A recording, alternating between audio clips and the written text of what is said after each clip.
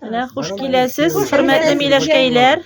Әле тегене куймыйлар, ягын. Хәзер куярлар аны. Әйе.